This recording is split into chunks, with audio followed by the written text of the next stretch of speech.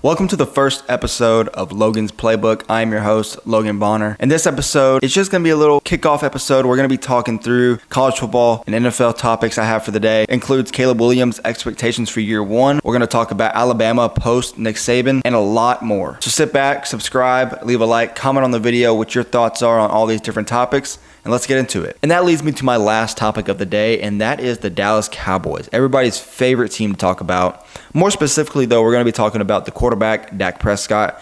His contract negotiations have kind of come to a standstill.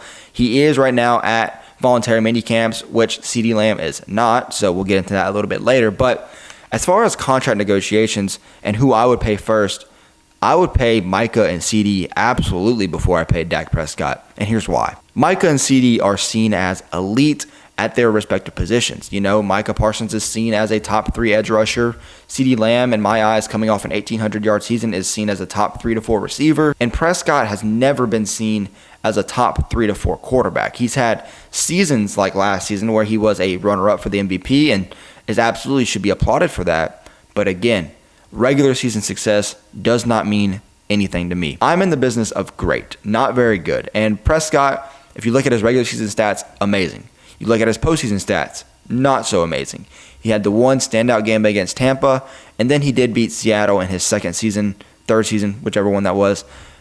I don't really care much about that because that was about 6 years ago. What have you done for me lately, right? And if you're looking at last season, yeah, he had a runner-up MVP season to get housed by the 7-seeded Green Bay Packers at home. Last season was really, to me, the prove-it year for Prescott and this core for the Dallas Cowboys. And for them to get just blown out at home where they wouldn't have had to play San Francisco until the conference title game.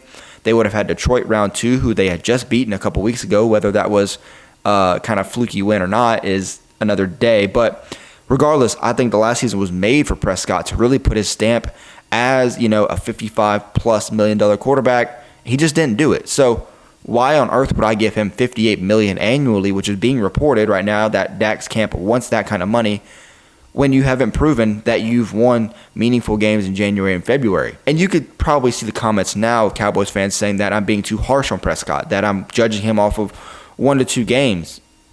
Yeah, absolutely. That's what you're graded on as an NFL quarterback, especially at the Dallas Cowboys, where you have 5 Super Bowls. You have that kind of excellence that this team wants to get back to. You're not the quarterback for the Arizona Cardinals. If you put Dak on the Raiders or the Cardinals or wherever, Patriots, what's the expectations there? There's no expectations. If you were a B+ quarterback, which Dak is, and you were performing at those locations, that's awesome, man. Everybody would love you. But you're on the Dallas Cowboys, and the expectations there, right or wrong, are championship level, and he hasn't been producing. So I would say that move off, go get great. And a lot of people might be like, well, that's easier said than done. Is it though? Because if you look at it, Green Bay moved off Aaron Rodgers, had a backup plan in Jordan Love. Kansas City, perfect situation, had Alex Smith win 11-5.